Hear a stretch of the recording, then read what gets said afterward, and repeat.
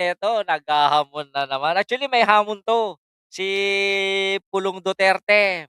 Pero sabi dito ni Pulong Duterte, dito lang daw muna siya hangga't si Bangag pa ang presidente. Eh, nagkakamali sila. Yung Bangag nakakulong na, 'di ba? Si Duterte 'yon. Kaya diyan muna siya. Eh, paano 'yan kung si BBM ay maging ano, maging, presidente ng, 16 na taon? PhilCast shoutout. Ah. Paano kung hindi na makapuwesto mga Duterte?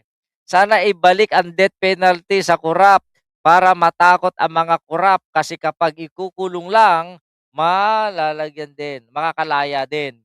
Kapag nanalo, sunod-sunod na kakampi nila, tama. Sabi naman ng mga kurap, hindi bale na kahit may bitay, babayaran ko na lang yung mga botante. Kasi yung mga botante mukhang pera yan. Pero hindi yan yung topic natin. So, ang tanong dito, pagtatapos ba ng termino ni BBM, buhay pa kaya si Digong? Yun lang. Yun lang ang tanong ko dun. Pero si ito, may nakita na ba kayong hinarap ng mga Duterte, kahit na sinong Duterte, na isang debate? Na matino. Matinong debate, kasi si Digong ng mga debate nung nagpresidente siya puro banta, puro yabang, gano'n lang naman ginawa ni Digong, 'di ba?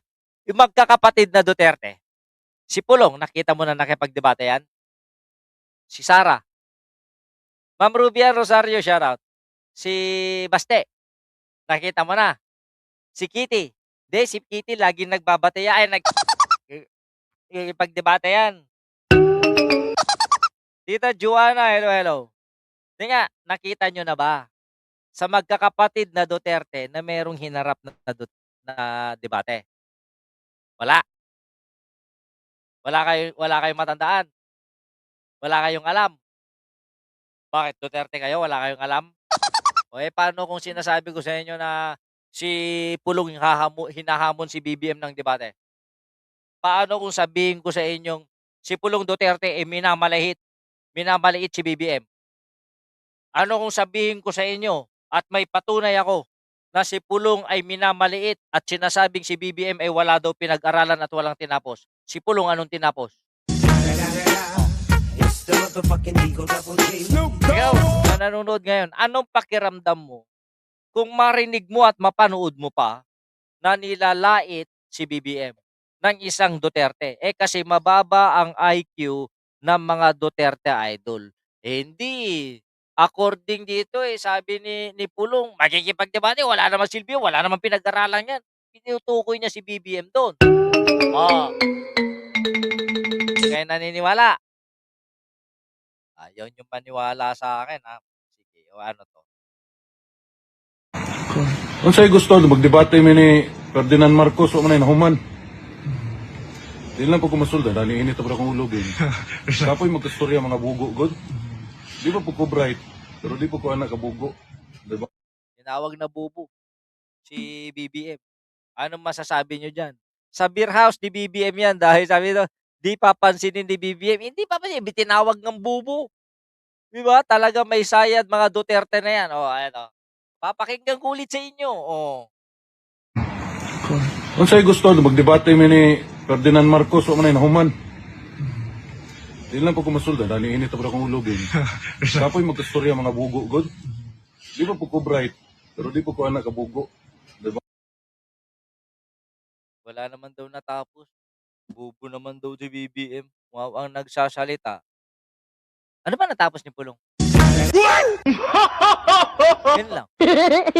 Bakit sa hinahaba-haba na ng pagiging congressman ni Pulong, wala pa naipapasang batas? Bakit kaya, no? Gano'n siya katalino? Hindi niya kaya magpasa ng batas?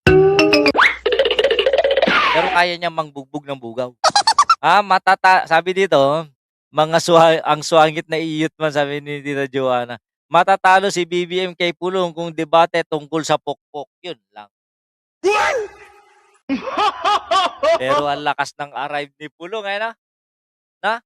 Siya pa yung may ganang magganyan. Hindi kayang abutin ng Duterte ang utak ni BBM. hanggang salita lang naman mga Duterte at hanggang nasa baluarte lang sila. Si BBM, nakita na natin nakipagdebate yan internationally, nakipag-usap sa mga iba't ibang leader ng iba't ibang bansa. Nakita natin na dinumina niya ang bawat platform ng debate sa tuwing eleksyon na kinakandidatuhan niya. Eh mga Duterte, meron? Wala. Di ba?